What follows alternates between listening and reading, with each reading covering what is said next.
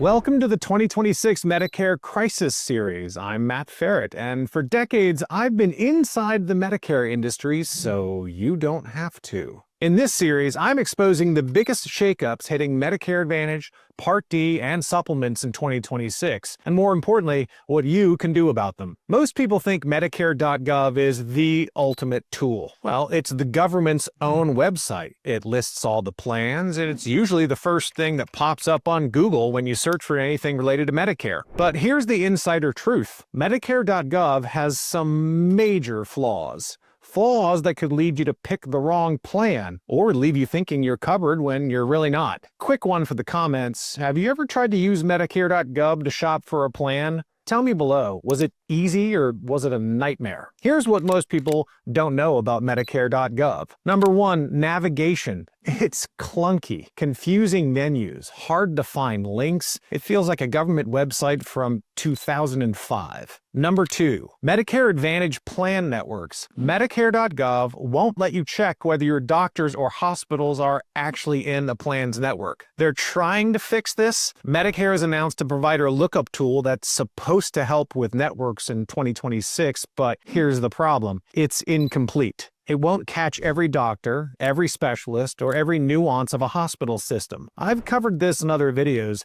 The tool is a start, but it still leaves huge gaps. You could still hit enroll and later find out your doctor isn't really covered. Number three, the algorithm. Nobody knows exactly how the site ranks plans. Is it cost, star ratings, deductibles, out-of-network assumptions?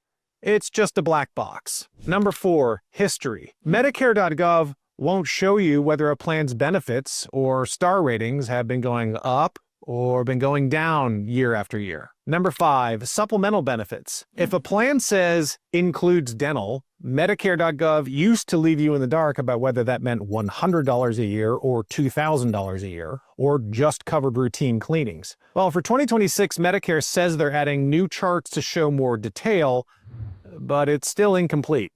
You'll see some numbers, but not the full picture. Number six, and don't even get me started on Medigap or Medicare supplements. The site is basically useless there. Medicare.gov is kind of like online dating. The profile looks fine, but what you don't see might come back to haunt you later. And by the way, I'm not the only one saying this. The Government Accountability Office found Medicare.gov's Plan Finder confusing, incomplete, and hard to navigate. The National Council on Aging and Clear Choices called it confusing and inaccurate. Even a JAMA study showed computer-savvy older adults struggled to use Medicare.gov. So when I say this site has flaws, I'm not exaggerating. Government watchdogs, consumer advocates, and researchers have all been waving red flags for years. If you've ever felt lost on Medicare.gov or gave up and called someone instead, drop your story in the comments. I guarantee you're not alone. And here's the kicker. Medicare itself knows the site isn't enough. In an internal memo just last year, they admitted people can't make fully informed decisions from Medicare.gov alone. Yes, they're adding new charts for supplemental benefits and some provider lookup functions in 2026, but those fixes are partial. You still won't see things like whether your dentist allowance is $100 or, like I said, $2,000, or whether your Advantage HMO doctor is really in the network in your plan. So Medicare admits the site isn't complete,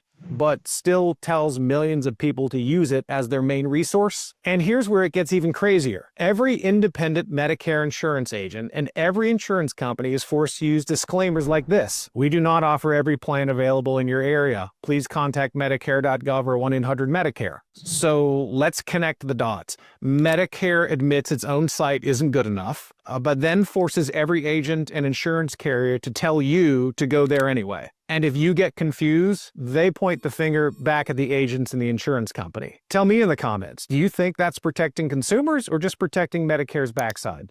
All right, so what do you do with this information? I don't want this just to be a hit piece on Medicare. I want you to have a plan. So here's how to use Medicare.gov without getting burned. Number one, use it as a starting point, not the finish line. For Part D, It's pretty solid. For Medicare Advantage and Medigap, it's only step 1. Number 2, double-check networks. Medicare.gov won't confirm if your doctor or hospital is covered. Always check directly with the carrier or an independent Medicare insurance agent who knows how to find it. Number 3, confirm supplemental benefits. If you see includes dental on Medicare.gov, don't assume. Ask how much coverage it really is and what it covers. Number 4, look past the ranking algorithm. Medicare.gov's default sort can mislead you. Compare deductibles, copays, and maximum out-of-pocket costs yourself. Number 5, know its limits. Medicare.gov won't show you a plan's history, how benefits have changed over time, or how stable they've been. That's where human help comes in. If you've ever used Medicare.gov and then had to backtrack because it left something out, share it in the comments. That story will help someone else avoid the same trap. This was part 3 of my 2026 Medicare Crisis series. I'll be releasing more episodes over the next month, all in the playlist below, so check them out and subscribe so you don't miss what's coming. If you want straightforward Medicare education,